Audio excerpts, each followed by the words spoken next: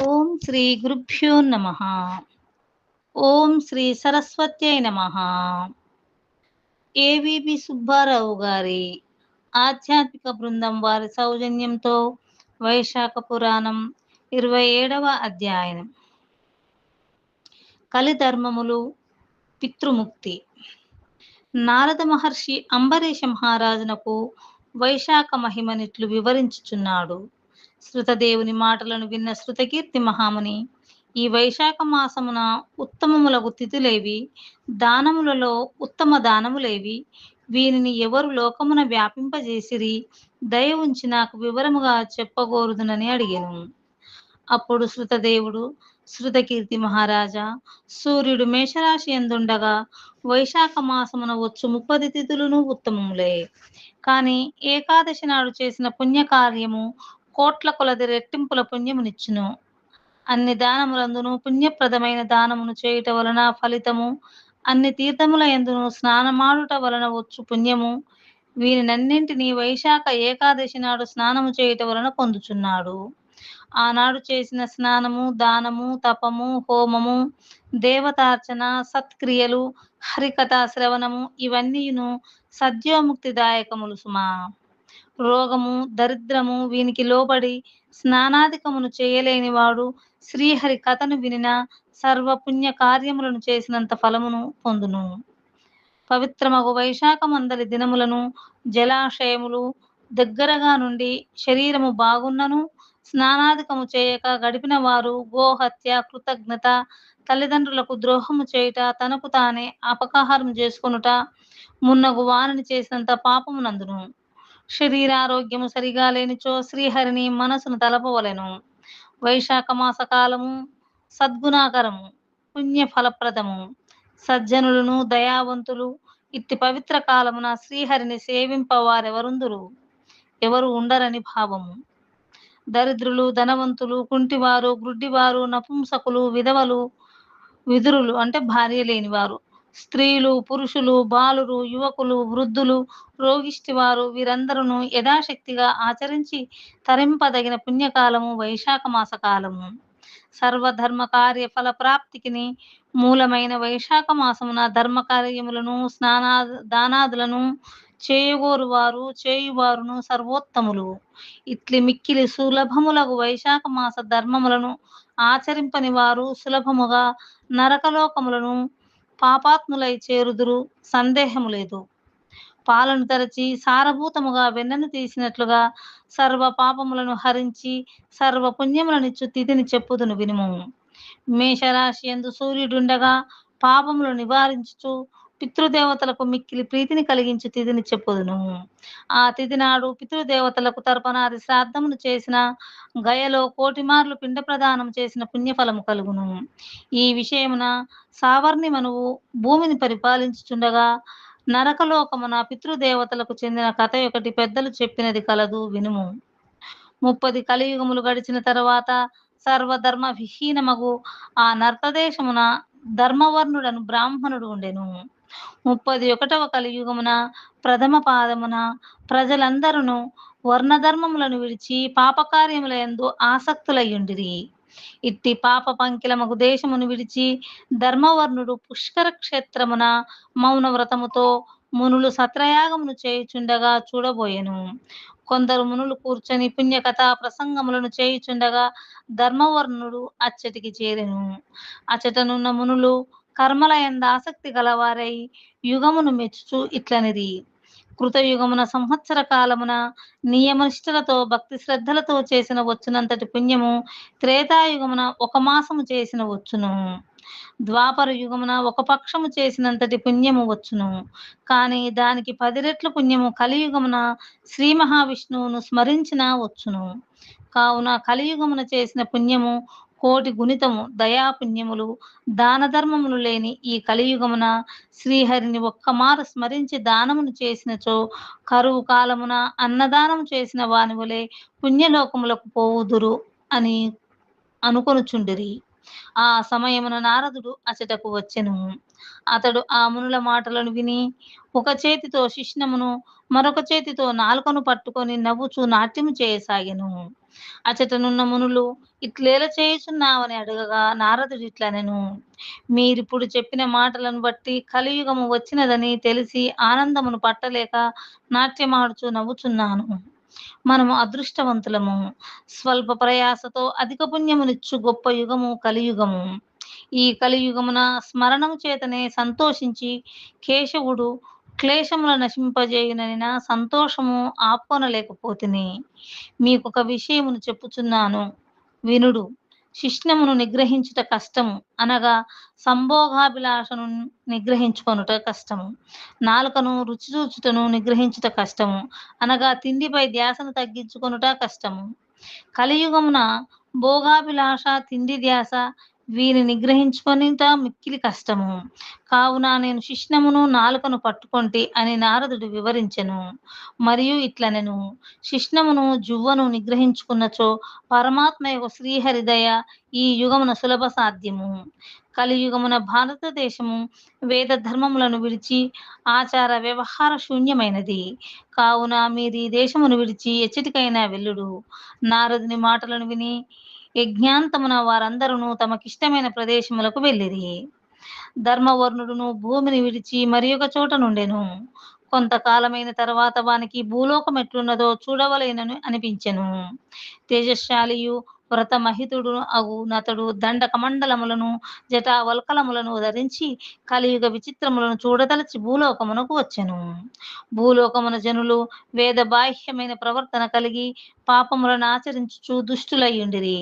బ్రాహ్మణులు వేద ధర్మములను విడిచిరి. శూద్రులు సన్యాసులైరి. భార్య భర్తను, శిష్యుడు గురువును, సేవకుడు యజమానిని, పుత్రుడు తండ్రిని ద్వేషించుచుండిరి. బ్రాహ్మణులందరూ శూద్రుల వలనైరి. ధేనువులు మేకలైనవి, వేదములు కథాప్రాయములైనవి, శుభక్రియలు సామాన్య క్రియలైనవి. భూత ప్రేత పిశాచాదులనే పూజించుచుండిరి. అందరూ సంభోగాభిలాష కలిగి అందులకై జీవితములను కూడా విడుచువారయ్యుండిరి. తప్పుడు సాక్ష్యములను చెప్పువారు, మోసగించు స్వభావము కలవారగుచు ఉండిరి. మనసునందొకటి, మాట యందు మరొకటి, పని యందు ఇంకొకటి అగు రీతిలో నుండిరి. విద్యాభ్యాసము పారమార్థికము కాక హేతు ప్రధానముగా భావింపబడెను. అట్టి విద్య రాజపూజితమయ్యుండెను. సంగీతము మున్నగు వారిని రాజులు, ప్రజలు ఆదరించుచుండిరి. అధములు, గుణహీనులు పూజ్యులైరి. ఉత్తములనెవరునూ గౌరవించుటలేదు. ఆచారవంతులకు బ్రాహ్మణులు దరిద్రులయ్యుండిరి. విష్ణు భక్తి జనులలో కనిపించుటలేదు. పుణ్యక్షేత్రంలో వేద ధర్మ విహీనములయ్యుండెను. శూద్రులు, ధర్మ ప్రవక్తలు, జటాధారులు సన్యాసులైరి. మానవులు అల్పాయుష్కులయ్యుండిరి. మరియు జనులు దుష్టులు, దయాహీనులుగా నుండిరి. అందరూ ధర్మమును చెప్పువారే. అందరూ దానమును స్వీకరించువారే. సూర్యగ్రహణాది సమయములను ఉత్సవముగా తలచువారే. ఇతరులను నిందించుచు అసూయపడుచు అందరును తమ పూజనమునే కోరుచుండిరి. అభివృద్ధిలోనున్న వారిని చూచి అసూయపడుచుండిరి. సోదరుడు సోదరిని, తండ్రి కుమార్తెను తక్కువ జాతి వారిని కోరుచుండిరి, పొందుచుండిరి. అందరును వేశ్యాసక్తులయ్యుండిరి. సజ్జనులు అవమానింపబడుచుండిరి. పాపాత్ములను గౌరవించుచుండిరి. మంచివారిలోనున్న కొద్దిపాటి దోషమును పెద్దదిగా ప్రచారము చేయుచుండిరి. పాపాత్ముల దోషములను, గుణములను చెప్పుచుండిరి. దోషమునే గుణముగా జనులు స్వీకరించిరి. జలగస్తనముపై వ్రాలి పాలను త్రాగడు, రక్తమునే త్రాగును. అట్లే దుష్టులు గుణములను కాక దోషములనే స్వీకరింతురు. ఓషధులు సారహీనములయ్యెను. ఋతువులు వరుసలు తప్పెను, అనగా ధర్మములను విడిచినవి. అంతట కరువు ఉండెను. కన్యలు గర్భవతులగుచుండిరి. స్త్రీలు తగున వయస్సున ప్రసవించుటలేదు. నటులు, నర్తకులు వీరి యందు ప్రజలు ప్రేమనందియుండిరి. వేదాంత శాస్త్రాదుల యందు పండితులను, సేవకులనుగా ధనవంతులు చూచుచుండిరి. విద్యావంతులకు బ్రాహ్మణులు ధర్మహీనులను సేవించి ఆశీర్వదించుచుండిరి. అవమానించిన ధనమదాంతులను, నీచులను ఆశీర్వదించిన దానికి ఫలముండదు కదా. వేదముల యందు చెప్పిన క్రియలను, శ్రాద్ధములను, శ్రీహరి నామములను అందరూ విడిచిరి. శృంగారమున ఆసక్తి కలవారై అట్టి శృంగార కథలనే చదువుచుండిరి.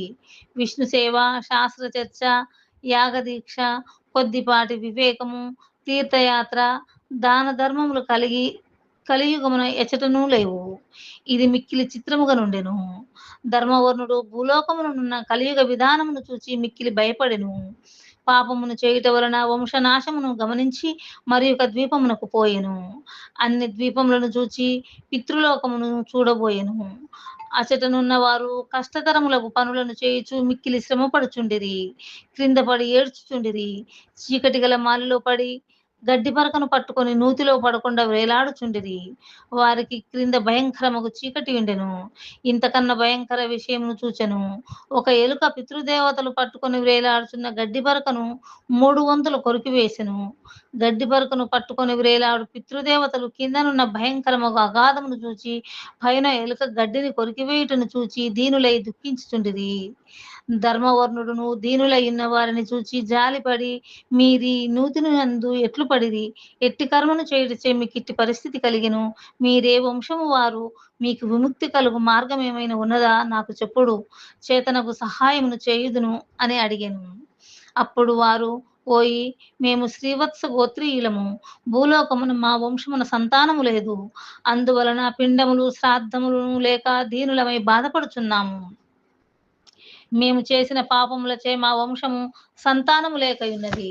మాకు పిండమునిచ్చు వారు లేరు. వంశము క్షీణించినది. ఇట్టి దురదృష్టవంతులమైన మాకు ఈ చీకటి కూపమున పడక తప్పదు. మా వంశమున ధర్మవర్ణుడను కీర్తిశాలి ఒక్కడే కలడు. అతడు విరక్తిచే వివాహము చేసుకొనక ఒంటరిగా తిరుగుచున్నాడు. ఈ మిగిలిన గడ్డి పరకను చూచితివా? మా వంశమున అతడొక్కడే మిగులుట వలన ఇచటను ఇది ఒకటే మిగిలినది. మేమును దీనిని పట్టుకొని వ్రేలాడుచున్నాము. మా వంశము వాడైన ధర్మవర్ణుడొక్కడే మిగిలెను. దానికి ప్రతీకగా పితృలోకమునున్న మాకును ఈ గడ్డి పరక యొక్కటే మిగిలినది. అతడు వివాహము చేసుకొనకపోవుటచే సంతానము లేకపోవుట వలన ఈ గడ్డికి అంకురములు లేవు. ఈ ఎలుక ఈ గడ్డిని ప్రతిదినము తినుచున్నది. ఆ ధర్మవర్ణుడు మరణించినను తర్వాత ఈ ఎలుక మిగిలిన ఈ గడ్డి ముక్కను తినివేయును. అప్పుడు మేము అగాధము భయంకరమునగు కూపమున పడుదుము. ఆ కూపము దాటరానిది, చీకటితో నిండినది. కావున నాయన భూలోకమునకు పోయి మా ధర్మవర్ణుని వద్దకు పోయి మా దైన్యమును వివరింపుము. మేము వాని దయకెదురు చూచుచున్నామని చెప్పి వివాహమాడుటకు అంగీకరింపజేయుము. నీ పితృదేవతలు నరకమున చీకటి కూపమున పడి ఉన్నారు. బలవంతమైన ఎలుక మిగిలిన ఒక గడ్డి పరకను కోరుకుచున్నది. ఆ ఎలుకయే కాలము. ఇప్పటికి ఈ గడ్డిలో 3 వంతులు పోయినవి. 1 వంతు మిగిలినది. ఈ మిగిలినది నీవే. నీ ఆయువును గతించుచున్నది. నీ ఉపేక్షించినచో మా వలెనో నీవును మరణించిన తర్వాత ఇట్లే మాతో బాటు ఇందు పడగలవు. కావున గృహస్థ జీవితమును అవలంబించి సంతతిని పొంది వంశవృద్ధిని చేసి మమ్ము నూతిలో పడకుండా రక్షింపుమని చెప్పుము. పుత్రులు ఎక్కువ మందిని పొందవలెను. వారిలో నొకడైనను గయకు పోయి పిండ ప్రదానము చేయును. అశ్వమేధ యాగమును చేయవచ్చును. ఆయా మాస వ్రత విధానమున మాకు దానము శ్రాద్ధము మున్నగునవి చేయవచ్చును. ఇందువలన మాకు నరక విముక్తియు పుణ్యలోక ప్రాప్తియు కలుగు అవకాశం ఉన్నది. మా వంశము వారిలో ఎవడైనా పాపనాశినియగు విష్ణు కథను విన్నను చెప్పినను మాకు ఉత్తమ గతులు కలగవచ్చును. తండ్రి పాపి అయినను పుత్రుడుత్తముడు భక్తుడైనచో వాని తండ్రియు తరించును. దయా ధర్మ విహీనులకు పుత్రులు ఎక్కువ మంది ఉన్న ప్రయోజనమేమి? శ్రీహరిని అర్చింపని పుత్రులు ఎంతమంది ఉన్ననేమి? పుత్రహీనుడగు వానికి ఉత్తమ గతులు కలగవు కదా! కావున సద్గుణశాలియగు పుత్రునిలా పొందవలెను. మా ఈ బాధను, ఈ మాటలను వానికి వరముగా చెప్పుము. గృహస్థ జీవితము స్వీకరింపుమని చెప్పుము. మంచి సంతానమును పొందుమనుము అని వారు పలికిరి. ధర్మవర్ణుడును మా పితృదేవతల మాటలను విని ఆశ్చర్యమును దుఃఖమును పొందినవాడై ఇట్లు పలికెను. మీ వంశమునకు చెందిన ధర్మవర్ణుడను నేనే. వివాహం చేసుకొనరాదను పనికిమాలిన పట్టుదల కలిగి మిమ్మిట్లు బాధపడునట్టు చేసిన వాడను నేనే. పూర్వము సత్రయాగము జరిగినప్పుడు నారద మహర్షి మానవులకు కలియుగమున గుహ్యావయవము నాలుక అదుపులో నుండవు, విష్ణు భక్తి ఉండదని చెప్పిన మాటలను బట్టి నేను గుహ్యావయవము అదుపులో ఉండుటకై వివాహమును మానితిని.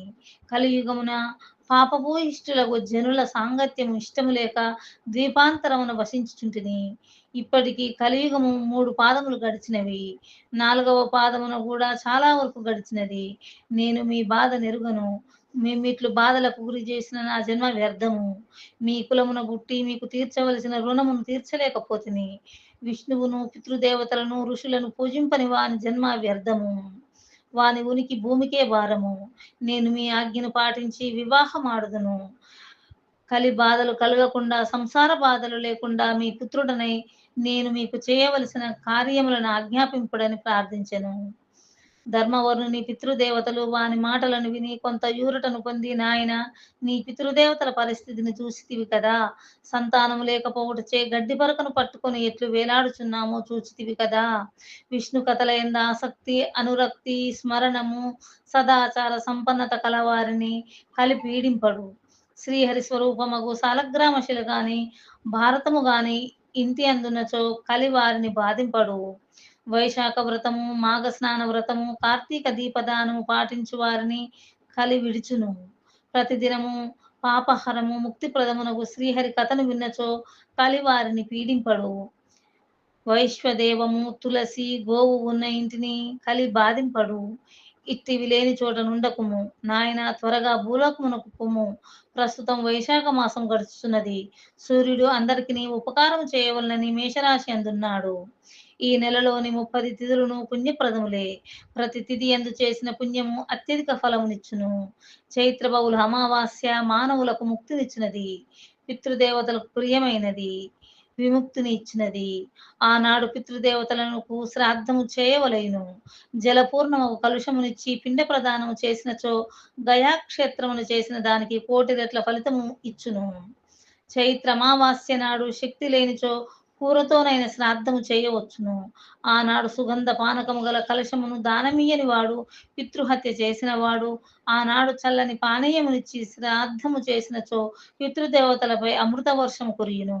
ఆనాడు కలశదానము, అన్నాదులతో శ్రాద్ధము ప్రశస్తము. కావున నీవు త్వరగా వెళ్ళి ఉదకుంభ దానమును, శ్రాద్ధమును, పిండ ప్రదానము చేయుము. వివాహమాడి ఉత్తమ సంతానమునంది, పురుషార్థములనంది అందరును సంతోషపెట్టి మునివై నీవు కోరినట్లు ద్వీప సంచారం చేయుము అని వారు చెప్పిరి. ధర్మవర్ణుడును త్వరగా భూలోకమునకు చేరెను.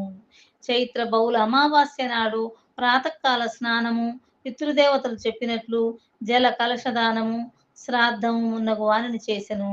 వివాహం చేసుకొని ఉత్తమ సంతానమునందెను. చైత్ర బహుళ అమావాస్య ప్రశస్తిని వ్యాపింపజేసెను. తుదకు తపమాచరించుటకై గంధమాదన పర్వతమునకు పోయెను అని శృతదేవుడు శృతకీర్తికి వివరించెను. ఈ విషయమును నారదుడు అంబరీషునకు చెప్పెను.